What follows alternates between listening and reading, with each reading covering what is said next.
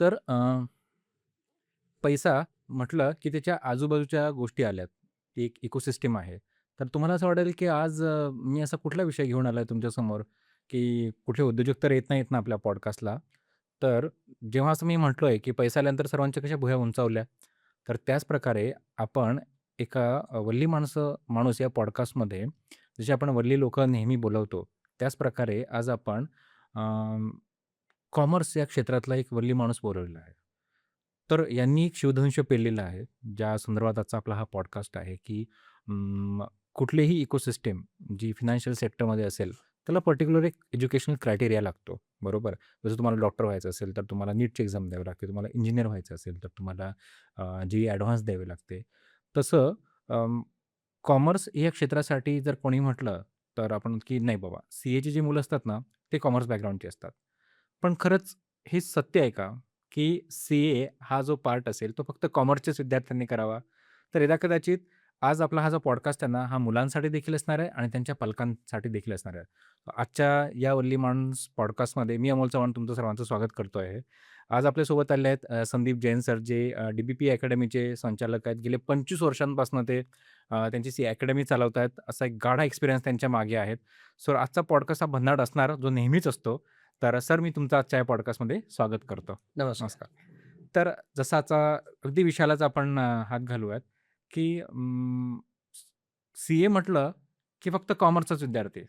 तर actual eligibility criteria काय आहे? सी-एची एक्झाम जी आहे, सी-ए म्हणजे चार्टर्ड अकाउंटंट हं, आणि याची जी एक्झाम घेतली जाते, ती त्याची नॅशनल लेव्हलची एक संस्था आहे, the institute of chartered accountants of India, हं. जी 1 जुलै 1949 ला the institute of chartered accountants of India act ह्या पार्लमेंटरी ॲक्टने ती फॉर्म झाली. ती एक स्टॅच्युटरी संस्था आहे आणि संपूर्ण भारतामध्ये सी-ए प्रोफेशन जे आहे, हं. म्हणजे अकाउंटिंग आणि ऑडिटिंग हे संपूर्ण प्रोफेशन संपूर्ण भारतामध्ये रेग्युलेट करणारी ती एकमात्र संस्था आहे. त्याच्यामुळे सगळ्यात पहिली एक गोष्ट तुम्ही लक्षात घ्या, की चार्टर्ड अकाउंटंट हा जो कोणी सी-ए करतो, तो त्याने कुठल्या शहरातून केलंय याच्यातनं काहीच फरक पडत नाही. म्हणजे एखादं कोणी तालुका प्लेसमधनं कोणी सी-ए केलं असेल किंवा एखादं कोणी पुण्यातनं केलं, कोणी मुंबईतून केलं, कोणी दिल्लीतनं केलं, जबलपूरमधनं केलं, कानपूरमधनं केलं, तरी पण सी-ए हा सी-एच असतो. हं. त्याच्यामध्ये काही फरक पडत नाही. म्हणजे जसं आपण पाहतो, की बऱ्याचदा इंजिनिअरिंग आपण करतो समजा, बरोबर. तर इंजिनिअरिंग करताना त्यांनी कोणत्या संस्थेतून इंजिनिअरिंग हां, केलंय, एक्झॅक्टली. हे फार महत्त्वाचं महत्वाचं ठरतं. ठरतं. की म्हणजे त्यांनी आता म्हणजे फॉर एक्झाम्पल पुण्याच्या सी-यू-पीतून केलंय, हं. की आय-आय-टीतून आय-आय-टी केलंय केलाय. हं, किंवा बिट्स पिलानीतून केलंय. केलाय. मग त्याप्रमाणे त्याची ऑटोमॅटिक त्याच्याकडे पाहण्याचा चष्मा असतो. बरोबर. तसं सी-एचं नसतं. सी-ए हं, तुम्ही ऑल इंडिया तुम्ही कुठूनही करा. हं, सी-ए इज अ सी-ए. हं. ही सगळ्यात महत्त्वाची गोष्ट. बरं. आता आय-सी-आय यांचे जे काही निकष आहेत सी-ए करण्याचे, म्हणजे याला 12वी नंतर ॲक्चुअली 3 एक्झाम्स द्यायला लागतात. हं, हं, सी-ए फाउंडेशन, सी-ए इंटरमिजिएट आणि सी-ए फायनल. हं. तर यातली जी पहिली परीक्षा असते सी-ए फाउंडेशनची, तर ही एक्झाम कोण देऊ शकतं? तर 12वी परीक्षा दिलेला कोणताही विद्यार्थी. काय कंडिशन आहे? 12वी परीक्षा दिलेला कोणताही विद्यार्थी सी-एची परीक्षा, सी-ए फाउंडेशनची परीक्षा देण्यास पात्र आहे. कुठल्याही शाखेचा. कुठल्याही शाखेचा. मग त्यात असं काही कॉमर्सचं स्पेसिफिकेशन नाही ना. हं. मग तो विद्यार्थी कॉमर्सचा असेल, सायन्सचा असेल, आर्ट्सचा विद्यार्थी सुद्धा सी-ए करू शकतो. ठीक आहे. त्याच्यामध्ये असं बंधन काहीच नाही आहे. एक सिंपल क्रायटेरिया आहे. 12वी एक्झाम दिलेला विद्यार्थी, 12वीची कोणत्याही शाखेची परीक्षा दिलेला विद्यार्थी सी-ए करण्यास पात्र आहे. हं, हं. पण जेव्हा तुम्ही हा क्रायटेरिया सांगितला, तेव्हा एकदा काही सर्व पालकांना तो माहीत असेलच, की 12वी पास झालेला मुलगा सी-एला जाऊ शकतो. पण तरीही हा टॅबू का क्रिएट झाला, की कॉमर्सचे विद्यार्थीच हे सी-एला गेले पाहिजे, सायन्सच्या मुलांचं ते अजिबात काम नाही आहे? नाही, आता ॲक्चुअली खूप इंटरेस्टिंग फॅक्ट आहे. आता होतं काय माहिती आहे का, की एक बऱ्यापैकी संपूर्ण भारतामध्ये एक परसेप्शन आहे, की कॉमर्स केलं की मग पुढे काय? तर सी-ए हं, किंवा सी-ए करायचं असेल, तर तुम्ही 11वी-12वी कॉमर्स केलं पाहिजे. हं, त्याचं कारण असं ॲक्चुअली, की सी-एची जी एक्झाम असते फाउंडेशनची, त्याला असणारे जे विषय असतात, त्याला एकंदरीत 4 विषय आहेत.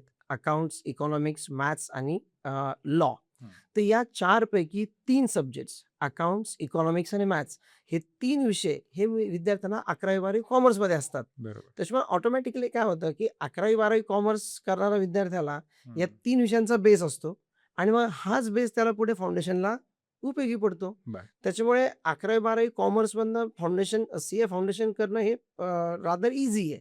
थोडा कारण उजवा पार्ट मिळतो त्याला. कारण काय होतं, की कुठेतरी त्या सीए फाउंडेशनची तयारी त्या 11वी-12वी 12वी कॉमर्समध्ये त्याची या 3 सब्जेक्टची होऊन होऊन जाते. जाते आणि मग त्याला पुढे फाउंडेशनला अडचणी येत नाहीत. पण ऑन द कॉन्ट्ररी 12वी सायन्स विद्यार्थी जे आहेत, ते सुद्धा सीए करू शकतात. ते सुद्धा त्याच्यामध्ये एलिजिबल आहेत आणि इनफॅक्ट म्हणजे आता मी टीचिंग प्रोफेशनमध्ये गेल्या 25 वर्षापासून आहे. मी माझे सहकारी प्रसाद भंडारी आणि मी आम्ही देसरडा भंडारी प्रोफेशनल अकॅडमी या नावाने आम्ही 2003 पासून आमची संस्था चालवत आहोत आणि मागच्या 25 वर्षाच्या अनुभवामध्ये निश्चितपणे तुम्ही म्हणता तसं की 12वी कॉमर्समधनंच मुलं सीए फाउंडेशन करणं प्रेफर करतात आणि बऱ्याच जणांना असं वाटतं की सीए करायचं म्हणजे कॉमर्स केलं पाहिजे किंवा आता कॉमर्स केलंय तर मग आता इथून पुढे आपण सीएचा कोर्स करायला काही हरकत नाहीये. होतं कसं की सीएच्या ज्या 3 परीक्षा आहेत त्यातली जी पहिली एक्झाम आहे सीए फाउंडेशन त्याच्यामध्ये 4 विषय असतात ॲक्चुअली. तर अकाउंट्स, इकॉनॉमिक्स, मॅथ्स आणि लॉ. या 4 विषयांपैकी 3 विषय अकाउंट्स, इकॉनॉमिक्स आणि मॅथ्स हे 3 विषय 11वी-12वी कॉमर्सला पण असतात. आणि जो 11वी-12वी कॉमर्समध्ये ह्या 3 विषयांचा जो सिलेबस आहे, तोच ऑलमोस्ट 60-70% परत फाउंडेशनला ॲडव्हान्स लेव्हलला असतो. त्याच्यामुळे ऑटोमॅटिकली 11th-12th कॉमर्समध्ये जर त्यांनी या 3 विषयांचा अभ्यास जर चांगला केला, तर ऑटोमॅटिकली त्याला सीए फाउंडेशनला एक ॲडेड ॲडव्हांटेज नक्कीच मिळतो. हे अगदी बरोबर आहे. पण याचा अर्थ असं कुठेच होत नाही, की 12वी सायन्स विद्यार्थी करू शकत नाही. रादर मी तुम्हाला सांगतो, मी गेल्या 25 वर्षापासून या टीचिंग प्रोफेशनमध्ये आहे. आम्ही अगदी 11th-12th कॉमर्सपासून सीए फाउंडेशन, सीए इंटरमिजिएट, फायनलचे पण आम्ही क्लासेस घेतो. आणि माझा एक जो अनुभव आहे, की म्हणजे 11th-12th कॉमर्स करून जो विद्यार्थी फाउंडेशन करतो, एक साधारणतः 35-40% स्टुडंट्स त्याच्यामध्ये आमचा स्ट्राईक रेशिओ आहे, पासिंग पर्सेंटेज.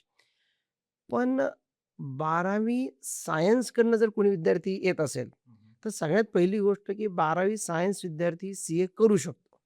तर त्यांनी का केलं पाहिजे मी तुम्हाला अगोदर सांगतो. ठीक आहे. आणि मग तो नक्की पास होतो किंवा त्यातनं त्याला आणखी काय आगीतून फुफाट्यात पडलो काय, असं काय होतं का? हे आपण नंतर पाहूयात. आता होतं काय बेसिकली ही इज एलिजिबल. ही पहिली गोष्ट क्लिअर करा.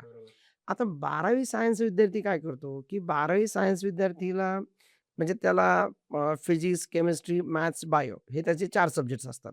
ठीक आहे. मग आता 12वी पर्यंत त्याचा मॅथ्स हा विषय झालेला असतो. बरं त्यात त्यांनी कुठलीतरी सीईटी एक्झाम किंवा जे-ई-ई, मेन्स, ॲडव्हान्स किंवा नीट या ज्या एक्झाम करतो, त्याच्यामध्ये त्याचं या सब्जेक्टचं प्रिपरेशन झालेलं असतं. त्याच्यामध्ये त्याचा एक महत्त्वाचा सब्जेक्ट असतो मॅथ्सचा. आता होतं काय, की 12वी सायन्सच्या मुलाचं मॅथ्स झालेलं असतं. बरं सीए फाउंडेशनला पण तुम्हाला एक सब्जेक्ट मॅथ्स आहेच आहे. इन फॅक्ट असं आहे, की सीए फाउंडेशनचं जे मॅथ्स आहे, अल्मोस्ट त्या स्टुडंटचं 80-90% मॅथ्स हे ऑलरेडी झालेलंच आहे. म्हणजे 12वी सायन्स करणाऱ्या विद्यार्थ्याचं सीए फाउंडेशनचा मॅथ्सचा स्टडी हा 80-90% तो येतानाच घेऊन येतो सोबत. आपण म्हणतो ना, विरासत में उसको प्रॉपर्टी मिली है, खानदानी प्रॉपर्टी मिली है. तसं या 12वी सायन्सच्या मुलाकडे खानदानी सब्जेक्ट होता त्यांच्याकडे आलेला. तो विरासतमध्ये चालत आलेला आहे. म्हणजे 80-90 मार्काचा जो आमचा 100 मार्काचा फाउंडेशनला मॅथ्स आहे, त्याच्यामध्ये त्याच्याकडे तो 100 मार्काचा बॅकअप तो येतानाच घेऊन येतो सोबत. मग आता त्याच्यात प्रश्न राहिला कुठला? 3 विषयांचा. अकाउंट्स, इकॉनॉमिक्स आणि लॉ. आता इकॉनॉमिक्स हा जो विषय असतो हा थिअरॉटिकल सब्जेक्ट आहे. हा विथ रिझनेबल प्रिपरेशन तुम्ही करू शकता.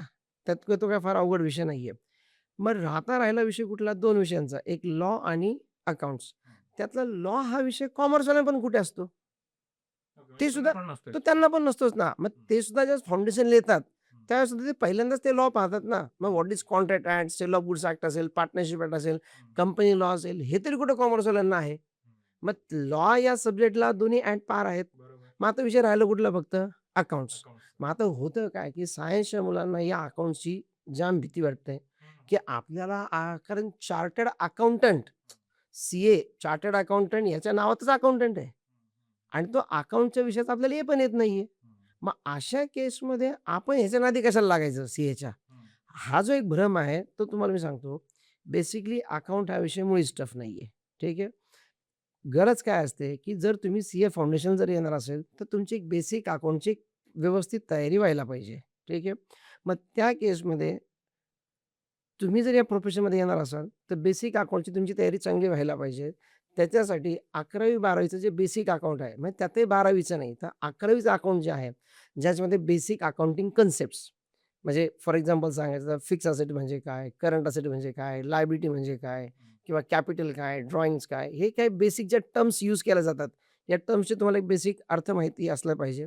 त्याच्यानंतर अकाउंट्समध्ये जर्नल एंट्री कशी पास करतात, लेजर कसं करतात, जर्नल कसं करतात, हा जो एक बेसिक पार्ट जो आहे, हा जर त्या विद्यार्थ्यांनी जर व्यवस्थित केला, तर 12वी तर त्याला फाउंडेशन अकाउंट्सला काही अडचण येत नाही.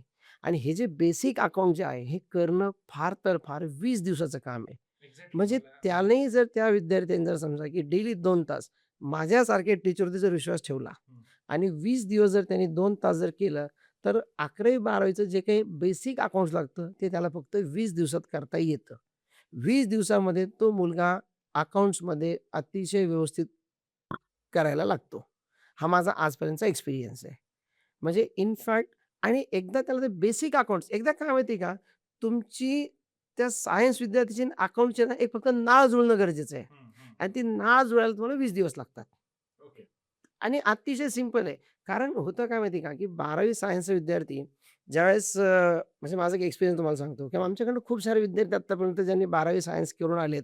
म्हणजे CET, JEE, नीट असे एक्झाम्स देऊन आणि नंतर काही कारणानं समजा तिकडे मार्क्स कमी मिळाले किंवा मनासारखी ब्रांच मिळत नाहीये. मग त्याला कॉम्प्युटर सायन्स घ्यायचं पण सिव्हिल मिळतंय किंवा सिव्हिल घ्यायचं पण प्रोडक्शन मिळतंय. मग त्याला ते करायचं नाहीये किंवा एखादं कॉलेज मिळतंय परंतु ते त्याच्या चॉईसचं नाहीये किंवा त्या एरियामध्ये त्याला जायचं नाहीये. आता मुंबईचा मुलगा जनरली नंदुरबारमध्ये जायला तयार नसतो. मग ही फॅक्ट होते. म्हणून ती मुलं ते टाळतात. मग त्यांना दुसरा पर्याय काय असतो? मग आता मग आता मेडिकल किंवा इंजिनिअरिंग हे फील्ड आपल्याला आता त्याच्या हाताबाहेर गेलंय. म्हणजे एक तर त्याला मार्क्स कमी आहेत किंवा त्याला त्या ट्रेडमध्ये जायचं नाहीये. मग अशा वेळेस विद्यार्थी पर्याय निवडतात, की आता मी काय करायचं? तर मग असे काही विद्यार्थी आमच्याकडे येतात, की सर मला CA करता येईल का? तर या विद्यार्थ्यांचा तुम्हाला मी एक्सपिरियन्स सांगतो, की हे विद्यार्थी ज्यावेळेस आमच्याकडे येतात, आम्ही त्यांना सांगतो, की "बाबा रे, तुला फक्त अकाउंट्स जे आहे, याची तुला फक्त व्यवस्थित तयारी करायला लागेल. त्याची आमची एक बेसिक बॅच असते सुरुवातीला 20 दिवसाची. तू ती कर, ठीक आहे. आणि मग पुढचं फाउंडेशन अकाउंट्स आम्ही त्याचं घेतो." तर तो विद्यार्थी सुरुवातीला माझा आजपर्यंतचा सर्व विद्यार्थ्यांचा एक्सपिरियन्स आहे, की ती मुलं सुरुवातीला येताना मॅथ्स विषयामध्ये खूप कम्फर्टेबल असतात. कारण तो त्यांनी घेऊन आलेला सब्जेक्ट आहे सोबत. पण ज्यावेळेस ते फाउंडेशनच्या एक्झामला जातात, त्यावेळेस ते सांगतात, "सर, ते बाकी काही असू द्या, पण मी अकाउंट्समध्ये मला सगळ्यात जास्त मार्क्स येणार, मी तुम्हाला कॉन्फिडेंटली सांगतो." ह्याचं कारण काय असतं, की सायन्सचे विद्यार्थी बेसिकली कुठेतरी त्याचं मेडिकल किंवा इंजिनिअरिंग ह्या प्रोफेशनमध्ये त्याचा नंबर लागला नाही किंवा तो आता करत नाहीये. ते सोडून तो ज्यावेळेस फाउंडेशनला येतो ना, CA फाउंडेशनला, त्यावेळेस त्याला एक गोष्ट माहीत असते, की मी आता जर CA फाउंडेशनला पण जर मी काही नाही केलं ना, तर माझं काही खरं नाही. कारण ऑलरेडी माझी तिकडची एक अपॉर्च्युनिटी गेलेली आहे आणि आता हे पण जर मी नाही केलं, तर आता मी आयुष्यातून करणार काय पुढे? म्हणजे he is originally self motivated. म्हणजे बऱ्याचदा आम्हाला जे मुलांना अभ्यास करा रे, आयुष्यात तुम्हाला खूप मोठं व्हायचंय, तुम्हाला गाडी बंगला कमवायचा आहे वगैरे, हे जे सांगायला लागतं ना, हे यांना मुलांना सांगायलाच लागत नाही. They are self motivated. आणि दुसरी गोष्ट, अकाउंट्स जरी त्यांना टेन्शन वाटत असेल, तर तो सब्जेक्ट अवघड नाहीये. पण यांना तो सोपा याच्यामुळे जातो, कारण शेवटी 11वी-12वीला या मुलांच्या वेळेस ते JEE, नीटची तयारी करतात. त्यावेळेस 11वी-12वीमध्ये ही मुलं ना 2 वर्ष जाम अभ्यास करत असतात. दिवसभर त्यांचे एक तर ते क्लासेस चालतात. फिजिक्स झाला की केमिस्ट्री झाला की बायो झाला आणखी मॅथ्स या सगळ्या विषयामध्ये ती मुलं दिवसभर बिझी असतात. मग ही टेस्ट सीरीज कर, ती टेस्ट सीरीज कर, ऑनलाईन हे क्लासेस पहा, ते कर. म्हणजे बेसिकली ही सर्व जी स्टुडंट्स आहेत, हे सर्व स्टुडंट्स त्यांच्या अभ्यासात व्यग्र असतात. ते ठीक आहे, ते पुढे सक्सेसफुल होतात, नाहीतर हा नंतरचा विषय. पण त्यांना अभ्यासाची सवय असते आणि त्यांचा अभ्यासाचा टेम्पो मेंटेन असतो आणि हा जो टेम्पो त्यांचा मेंटेन असतो आणि दुसरी गोष्ट की आता मला फाउंडेशनला काहीतरी करायला लागेल. या 2 गोष्टीमुळे ही मुलं ऑटोमॅटिक अभ्यासाला करायला तयार असतात. त्या गोष्टीचा बेनिफिट होतो आणि 12वी सायन्सचा विद्यार्थी अतिशय इझिली अकाउंट्स ग्रास्प करतो. माझा एक तुम्हाला एक्सपिरियन्स सांगतो. असं होतं की 12वी कॉमर्सच्या विद्यार्थ्याला काही विद्यार्थ्यांना ओरिजिनली मॅथ्स नसतं. कारण असे बरेचसे कॉलेजेस आहेत आपल्या महाराष्ट्रामध्ये, की 11th-12th कॉमर्समध्ये त्यांना मॅथ्स हा विषय नसतो. पण फाउंडेशनला मॅथ्स आहे. मग ते कॉमर्सची मुलं काय करतात, फाउंडेशनला ॲडमिशन घेतात. पण त्यांना ओरिजिनली मॅथ्स नसल्यामुळं त्यांना तो मॅथ्सला मात्र खूप स्ट्रगल करायला लागतो. म्हणजे कॉमर्सच्या मुलाला जर मॅथ्स नसेल, तर त्याला मॅथ्समध्ये खूप स्ट्रगल करायला लागतो आणि त्याचे कधी-कधी पासिंगची पण अडचण होऊन जाते. मग तसंच सायन्सच्या मुलाला सुद्धा सायन्समधनं तो जे सीए फाउंडेशन येईल, तर त्याच्याकडे अकाउंट्स नाहीये. पण त्याला अकाउंटचा स्ट्रगल करायला लागतो. पण बेसिकली त्याची अभ्यास करण्याची, मेहनत करण्याची जी तयारी असते, त्याच्यामुळे मात्र तो त्याच्यामध्ये सक्सेसफुल होतो. उजवा ठरतो थोडासा. हां. म्हणजे सायन्सच्या विद्यार्थ्यांना अकाउंट्स कॅच करणं is not that difficult. Okay. मी माझ्या अनुभवातून तुम्हाला सांगतो. साधारणतः माझा आजपर्यंतचा जो काही ट्रॅक रेकॉर्ड आहे, याच्यामध्ये 12वी सायन्सकडनं आलेल्या विद्यार्थ्यांपैकी 80 ते 85% विद्यार्थी सीए फाउंडेशन पास होतात. आणि फाउंडेशन एकदा तो पास झाला, की त्याला पुढे ऑटोमॅटिक त्या सब्जेक्टची ग्रिप येते आणि मग बाकीच्या सब्जेक्टला इंटर, फायनल या एक्झाम्सला तो इझिली कोप अप करू शकतो. म्हणजे उलट सायन्सकडनं येणारे विद्यार्थी पास होण्याचं प्रमाण हे जास्त आहे. ही फॅक्ट आहे. इनफॅक्ट माझी एक विद्यार्थिनी रेणुका बुर्डे 2017ची बॅच असेल. अ, त्यामुळे 11th-12th सायन्स केलं आणि नंतर तिने एका इंजिनिअरिंग कॉलेजला ॲडमिशन घेतलं. त्याची फीसुद्धा पेड केली. बट समहाऊ तिचं काय ते लायकिंग नव्हतं आणि तिने सांगितलं, की "पप्पा मला काय हे जमत नाही, मला हे करायचं नाहीये." आणि मग तिने म्हणजे नगरचीच मुलगी होती ती आणि मग ती आमच्याकडे आली आणि तिने विचारलं, "सर मला असं-असं मला काही इंजिनिअरिंग करायचं, मला त्यात काही इंटरेस्ट येत नाहीये. मी फी भरली पण मला काय त्यात इंटरेस्ट येत नाहीये. मला सीए करायचं आहे." आम्ही तिला सगळ्या स्टेप्स, प्रोसिजर सगळी समजावून सांगितलं. तिचं रजिस्ट्रेशन वगैरे झालं. यू विल सरप्राईज 2017ची तिची सीए फाउंडेशनची एक्झाम होती. त्या एक्झामला ती Renuka Burde all over India rank 27 आली. वाह! Great. Can you imagine 12th science student CA फाउंडेशनच्या एक्झामला ऑल इंडिया रँक येतो. This is fact. सो तुम्ही जे आता म्हटलात, की सायन्सची मुलं काय घेऊन येतात विरासतमध्ये, ठीक आहे. तर ती कन्सिस्टन्सी, सीरियसनेस, डिसिप्लिन 100% ते घेऊन येतात. 100% ते इथे ते इम्प्लिमेंट करतात. शेवटी सीएच्या करिअरमध्ये तुम्हाला अभ्यासाची कन्सिस्टन्सी फार महत्त्वाची. म्हणजे उगीचच तुम्हाला 10वीला 90% मिळालेत, 12वीत 95% मार्क्स मिळालेत, तुम्हाला अकाउंटमध्ये 100 आउट ऑफ 100 मार्क्स आहेत, म्हणून तुम्ही सीए व्हाल या भ्रमात काही तुम्ही राहू नका. ज्या विद्यार्थ्याची चिकाटी असेल, मेहनत करण्याची तयारी असेल and he should be very sincere. CA करताना तुम्ही बाकीचं एन्जॉयमेंट भरपूर करा. म्हणजे ते तो केलाच पाहिजे. तो त्याचा अधिकारच आहे. पण अभ्यासाच्या वेळेस मात्र तुम्ही अभ्यास जर मन लावून जर तुम्ही केलात, तर कुठलाही विद्यार्थी हा इझिली सीए पास होऊ शकतो. तुम्हाला ब्रिलियन्सी नाही, हार्डवर्क मॅटर्स. तुम्ही जितकी जास्त मेहनत कराल, तितकं तुमचे पासिंगचे चान्सेस वाढतात.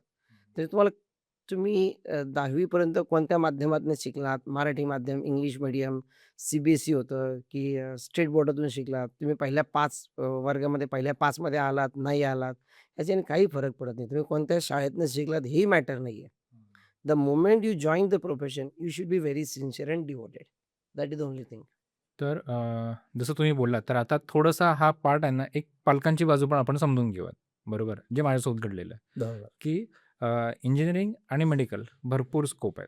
हां, हां, हां. ठीक आहे. भरपूर संधी आहेत. नाही तुझं मेडिकल झालं, काही हरकत नाही. बॉटनी आहे, केमिस्ट्री आहे, मायक्रोबायोलॉजी आहे, बायोटेक्नॉलॉजी आहे. अशा भरपूर संधी तुला ओपन राहतील. सो ऑप्शन्स अवेलेबल आहेत. राइट. तुझं इंजिनिअरिंग नाही झालं, तर रिलेटेड गोष्टी आहेत. म्हणजे कॉलेजेस आपण ऑप्ट करू शकतो. बरोबर. राइट. त्यात अजून एक पार्ट असा येतो, की कुठेतरी पालकांच्या मनात एक फिअर फॅक्टर आहे, की ह्या इकोसिस्टमचा मुळात रिझल्टच फार कमी लागतो.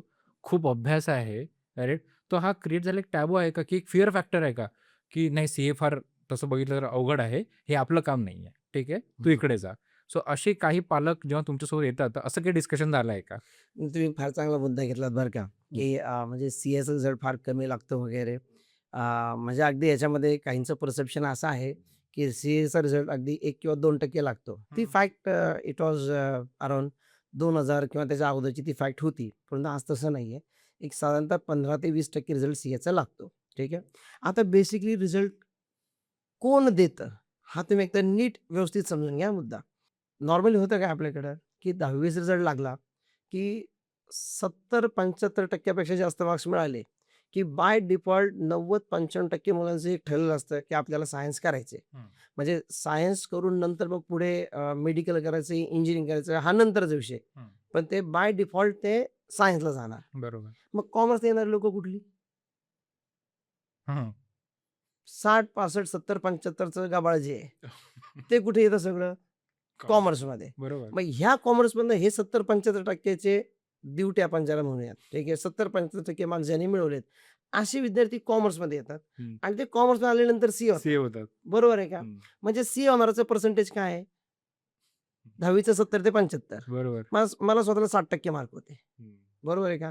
मग 60, 65, 70, 75% 10वीचे मार्क्स मिळवलेले विद्यार्थी सीए होतात आणि 75-80 वाले सगळे सायन्सला जातात. मग तुम्ही एक विचार करा ना, की 10वीला ज्याला 80, 85, 90% मार्क्स मिळाले आहेत, असे विद्यार्थी जर सीएला आले, आले. कॉमर्सला आले, हं. तर मग हे मुलं पास होतील ना. हं.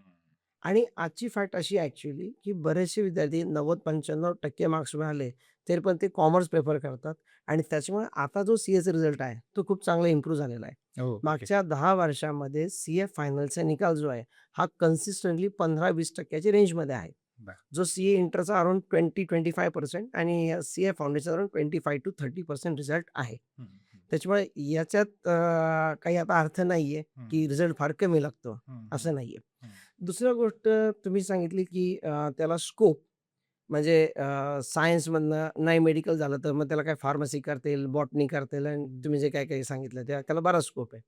मग तसं सीए झाल्यानंतर प्रोफेशनल अपॉर्च्युनिटीज खूप आहेत ना. हं. म्हणजे बऱ्याचदा आपल्याला असं वाटतं, की सायन्स केल्यानंतर मेडिकल किंवा इंजिनिअरिंग केलं, की फॉरेनला जायला मिळतं. तसं सीएला कुठे जायला मिळतं. हं, मग हं. तुम्ही एकदा फॅक्ट तपासून पहा ना, आहेत की नाही.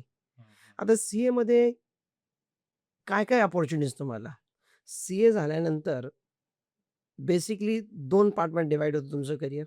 एक तर तुम्ही कॉर्पोरेट सेगमेंटमध्ये जाल, जॉब ओके. सेक्टरमध्ये ओके. किंवा तुम्ही स्वतःची प्रॅक्टिस प्रॅक्टिस करा. करा. हं. आता जर समजा की आपण जर जॉबमध्ये जाणार असाल, तर सीए इन्स्टिट्यूटचे कॅम्पस इंटरव्ह्यू होतात. ठीक आहे.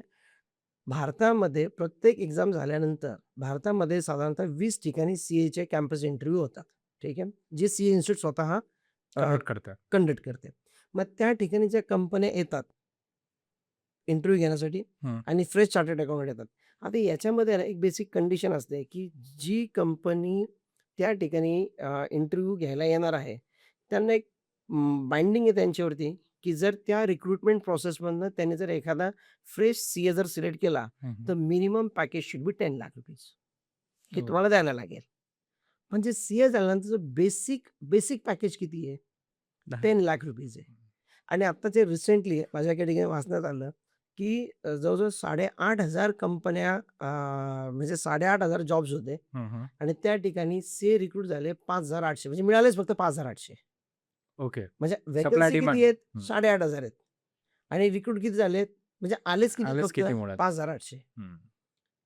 म्हणजे स्कोप आहेच ना त्याच्यामध्ये आणि मिनिमम पॅकेज किती म्हणते त्या ठिकाणी 10,00,000 हे मिनिमम आहे. मग it can be 12,00,000, 14,00,000, any 15,00,000 any. Depend on your expertise, skill आणि तुम्ही कसं ते सगळं करता त्याच्यावर बरोबर. डिपेंड आहे. बट मिनिमम पॅकेज त्या ठिकाणी 10,00,000चं आहे. ठीक आहे. आणि तेच जर तुम्ही प्रॅक्टिस जर करणार असाल, तर प्रॅक्टिसमध्ये तुम्हाला खूप स्कोप आहे. म्हणजे मी बऱ्याचदा गमतीने असं सांगतो, की मोदीजींनी 2014 मध्ये नारा दिला होता, "अच्छे दिन आने वाले हैं." आता ते कुणाचे आले, नाही आले मला नाही सांगता येणार. पण 1 जुलै 17ला जी-एस-टी आला हं. आणि सगळ्या सीए फॅटर्निटीचे खूप खूप अच्छे अच्छे दिन दिन आले. आले. ग्रेट. अक्षरशः म्हणजे ज्या सीएची प्रॅक्टिस वर्षाची 15-20 लाखाची होती, हं. ती प्रॅक्टिस 2x झाली आहे. हं. कारण जी-एस-टी आल्यापासून आमचं काम खूप वाढलंय. ओके. प्रॅक्टिस साइज आमची डबल झाली त्या केसमध्ये आणि प्रत्येक सीए इज व्हेरी हॅपी. हं, हं, हं. स्कोप आहे जर तुम्ही पाहाल तर सीए झाल्यानंतर तुम्ही काय करू शकता? तर तुम्ही अलग-अलग टाइपची कन्सल्टन्सी करू शकता. हं, हं. शेवटी चार्टर्ड अकाउंटंट काय? डॉक्टर म्हणजे हेल्थचा डॉक्टर आणि हं. आम्ही वेल्थचे डॉक्टर.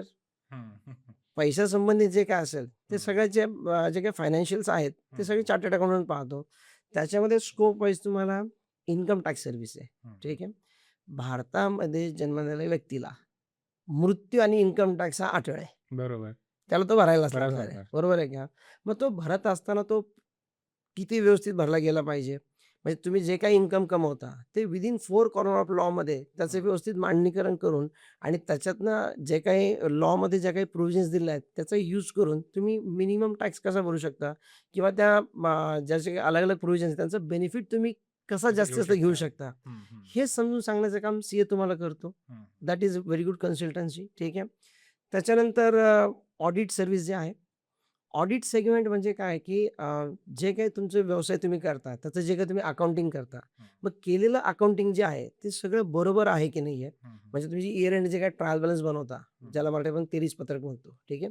तो जो ट्रायल बॅलन्स बनवलेला आहे आणि त्या ट्रायल बॅलन्सच्या बेसिसवरती जो काही तुम्ही फायनान्शियल स्टेटमेंट बनवता, how that financial statement is authentic.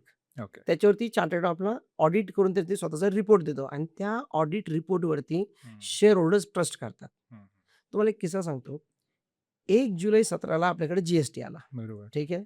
It is a GST day आणि 1 जुलै 1949ला the institute of chartered of India act pass झाला. ओके. म्हणून 1 जुलै हा सी-ए डे पण आहे हं, आणि 1 जुलै हा डॉक्टर्स डे पण आहे. हं, ठीक आहे. तर 1 जुलै हा सी-ए डे, 1 जुलैच जी-एस-टी डे पण आहे आणि 1 जुलै 17ला ज्या दिवशी जी-एस-टी आपला इम्प्लिमेंट झालं. इम्प्लिमेंट झालं, त्या दिवशी मध्यरात्री अधिवेशन झालं. 30 जून 17ला मध्यरात्री 12 वाजता अधिवेशन झालं आणि त्याच्यात तो ॲक्ट पास झाला आणि 1 हं, जुलै 17ला तो इम्प्लिमेंट झाला बरोबर. आणि त्याच दिवशी म्हणजे तो सी-ए डे, हं, त्याच दिवशी मोदीजींचं आमच्या सी-ए इन्स्टिट्यूटमध्ये त्या जी-एस-टीचं लॉन्चिंग केलं. हं, हं. आमचा एक नवीन कोर्स त्याचंही त्या ठिकाणी लॉन्चिंग झालं आणि त्या भाषणाच्या क्लिप्स आज YouTubeवरती उपलब्ध आहेत. तुम्ही त्या पहा.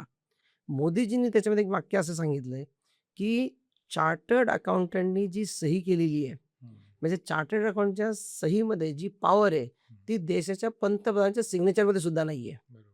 म्हणजे ह्याच्यातनं सीएचं सहीचं महत्त्व अधोरेखित होतं. हं. म्हणजे सीएनी जर एखादी गोष्ट ऑथेंटिकेट केलेली असेल, एखादी गोष्ट सर्टिफाय जर केलेली असेल, तो वो माना जाता है. सो 60-70% वाईट म्हणून नाही घ्यायचं. जे तुम्ही आता मगाशी मुळीच नाही, म्हटलं. मुळीच नाही, मुळीच नाही, मुळीच नाही. म्हणजे 70-75% मार्क्स मिळाले त्यांनी अजिबात वाईट वाटून घ्यायचं नाही. त्यांनी तो कॉमर्स लिहून सीए ते नक्कीच करू शकतात. ठीक आहे.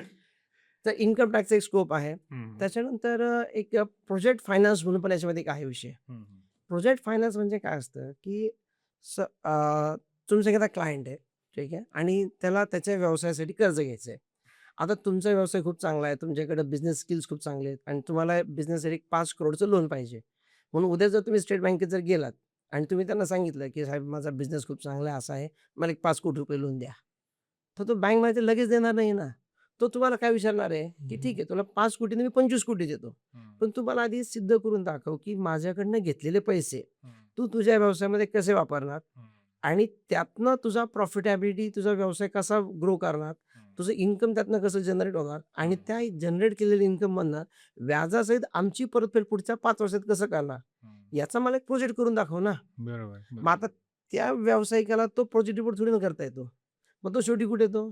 चार्टर्ड चार्टर्ड अकाउंटंटकडे येस. आणि मग त्याचा तो एक प्रॉपर बिझनेसचा स्टडी करून त्याचा एक प्रॉपर प्रोजेक्ट रिपोर्ट बनवून तो बँकेला सादर करणे हं, आणि त्यांच्यामध्ये लायसन्सिंगचं काम करणं. हं, हं, मग हे जे काही त्याला लोन मिळवून देणं आहे, हे हं, खूप चांगली सर्व्हिस आहे. हं. म्हणजे तो एक प्रोजेक्ट रिपोर्ट तयार करून त्याचं लायझनिंग करून त्याला लोन मिळवून देणं, या 5 कोटीच्या प्रपोजलसाठी आय गेस मिनिमम 10 लाखाची फीस तुम्हाला मिळते.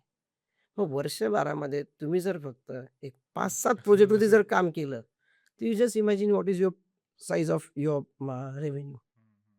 एक प्रोजेक्ट फायनान्स हा एक चांगला स्कोप आहे त्याच्यामध्ये. हं, जी-एस-टी आहे, हं, इन्कम टॅक्स आहे, ऑडिट्स आहेत, हं, पोर्टफोलिओ मॅनेजमेंट आहे, हं, मॅनेजमेंट कन्सल्टन्सी आहे. हं, या अनेक प्रकारच्या सर्व्हिसेस हं. चार्टर्ड अकाउंटंट देतो.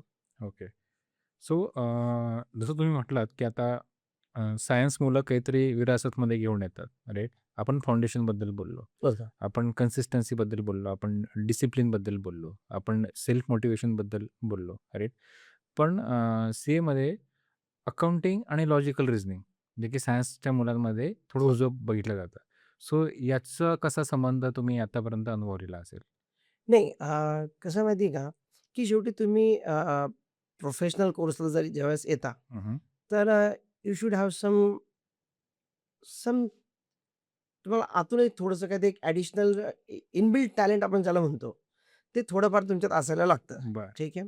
आणि सायन्सच्या मुलांमध्ये मी एक नेहमी ऑब्झर्व्ह केलंय, की त्या मुलांचं ना लॉजिकल रिझनिंगचं पॉवर खूप चांगली असते.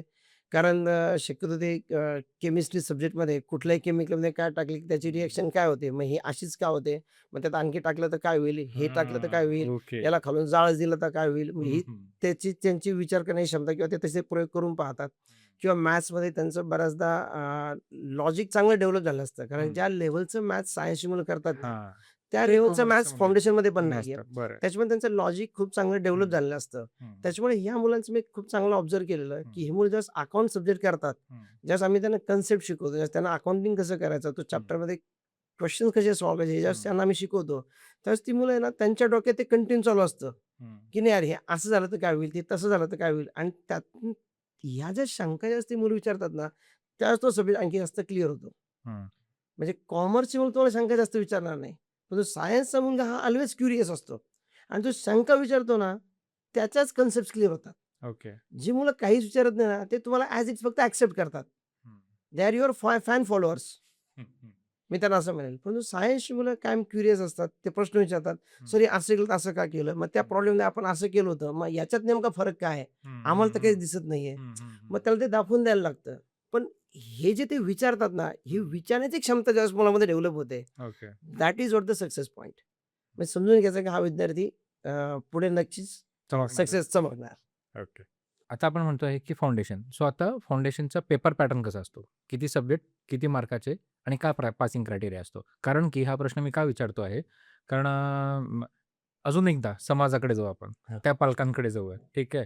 सर्व सब्जेक्ट एका विषयात जरी नापास झाला ना, तुला पूर्ण एक्झाम द्यावं लागतं. ठीक आहे. क्रायटेरिया 50% आहे. निगेटिव्ह मार्किंग आहे. सायन्समध्ये तसं काही नाहीये. तू कुठल्याही फील्डमध्ये जा, तुला पैकीच्या पैकी किंवा त्या पर्सेंटेजमध्ये करतात. सीएमध्ये तसं नाहीये. सो हाही एक जो पार्ट आहे त्याच्यावरती आपण डिस्कस करूया. तर काय क्रायटेरिया आहे? ओके.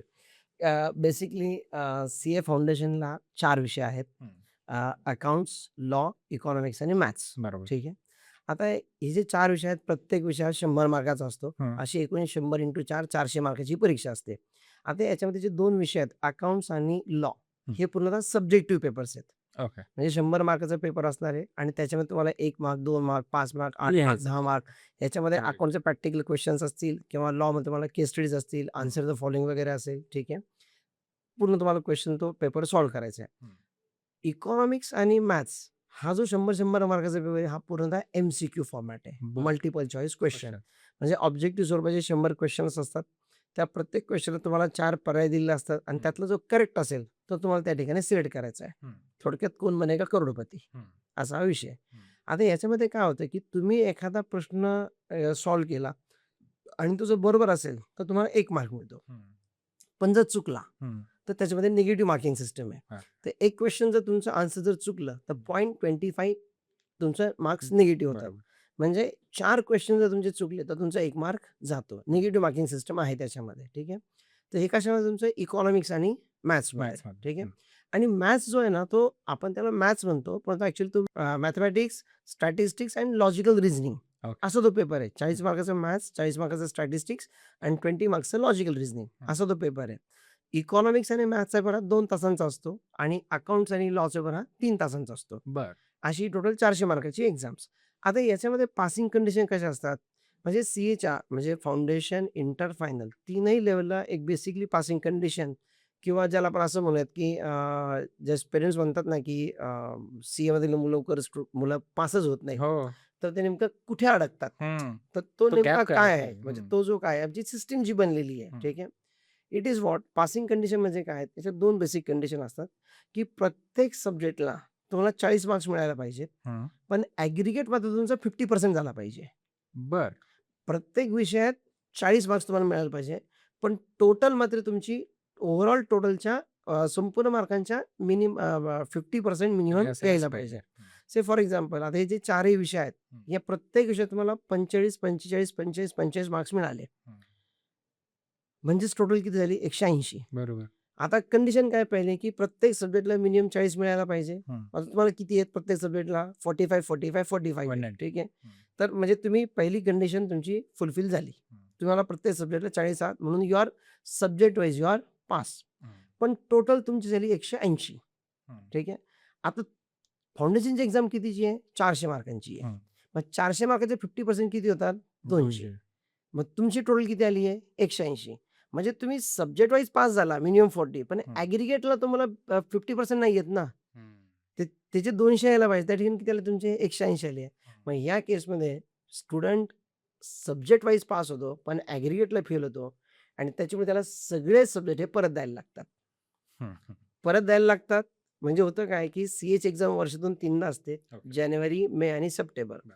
म्हणजे मेच्या एक्झामला जर तो फेल झाला, हं, तर आफ्टर 4 मंथ्स लगेच सप्टेंबरची एक्झाम येते. त्याला ते सगळे सब्जेक्ट्स परत द्यायला लागतील. हं, take another example. Let's say 4 विषयांना परत त्याला मार्क्स मिळाले असे 55, 55, 55, 39 हं, टोटल होते 204. हं. ठीक आहे. तर आता या ठिकाणी काय आलं, की त्याला मार्क्स 400 पैकी तो 204 आले. त्याच्यामध्ये गेलं. हं. म्हणजे त्याला 50% मिळाले. मिळालं. आता त्याचे मार्क्स किती होते? हं, 55, 55, 55, 39. हं. आता याच्यामध्ये 3 सब्जेक्टला 40 प्लस आहेत. पण बरोबर. त्या एका सब्जेक्टला 39 आहेत. हं, मग तो एक सब्जेक्ट जो आहे ना, तो सगळ्यांना घेऊन जातो. हं. म्हणजे या केसमध्ये काय झालं, की त्याचा आता तो ॲग्रीगेटला पास झाला. पण पण एका सब्जेक्टला सब्जेक्टिव्हमध्ये तो फेल झाला, गेला. तो बिलो 40 आला. हं, हं. मग या केसमध्ये सुद्धा त्याला सगळे सब्जेक्ट्स परत पुन्हा द्यायला द्यावे लागतील. लागतात. हं, म्हणजे कंडिशन काय व्हायला पाहिजे तुमची, प्रत्येक सब्जेक्टला 40 यायला पाहिजे आणि टोटल मात्र 200 व्हायला पाहिजे. हं. सो ऑन एन एव्हरेज तुम्हाला 50% मार्क्स हे प्रत्येक सब्जेक्टला आले यायलाच पाहिजे. पाहिजे.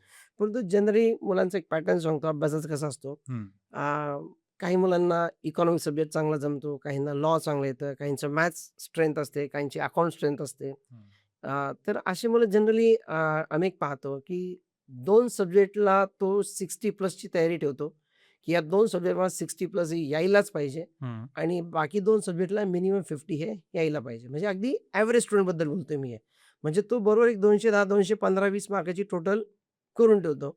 मग थोडंफार 2-5% इकडे-तिकडे जर झालं, तरी 200चा बेडा पार मात्र त्याचा व्हायला पाहिजे. यायला पाहिजे.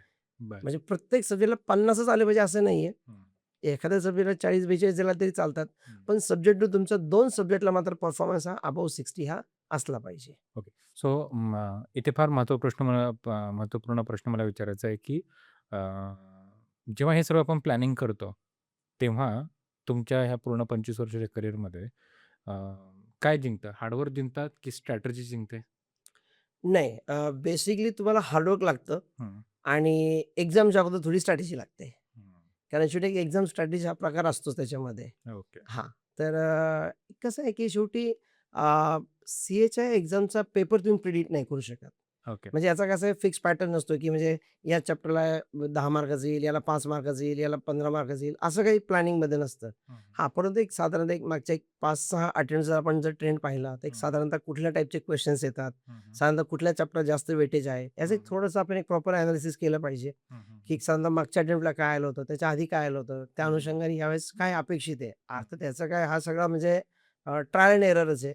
परंतु एक शेवटी एक थंब रूल आपण लावू शकतो, की नाही यार यावेळेस मला ह्याच्यावरती जास्तीत जास्त फोकस करायला पाहिजे. हं. ज्या चॅप्टरवरती क्वेश्चन्स रेग्युलर येत आहेत, मग मी ते ऑप्शनल टाकता कामा नये ना. त्याच्यावरती I should take some efforts. बरोबर. नसेल तरी मी त्याच्यावरती मेहनत केलीच पाहिजे. हं, हं. ही स्ट्रॅटेजी तुम्ही फॉलो केली पाहिजे. ओके. कधी-कधी असंही होतं, की एखादा चॅप्टर आपल्याला कितीही करून येतच जर नसेल, हं. तर इन दॅट केस आम्ही सांगतो, की मग तो चॅप्टर तुम्ही पूर्णच स्किप करून टाका. ओके.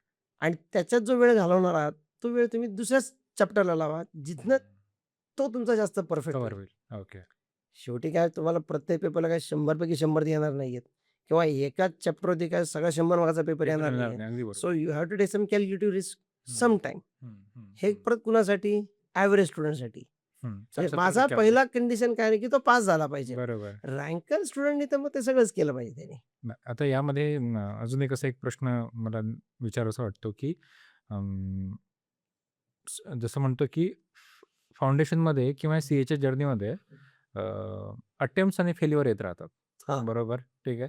सो विद्यार्थ्यांनी किंवा त्यांच्या पालकांनी, ठीक आहे, अटेम्प्ट्सला फेल्युअर म्हणून घ्यावं की अपॉर्च्युनिटी म्हणून घ्यावं?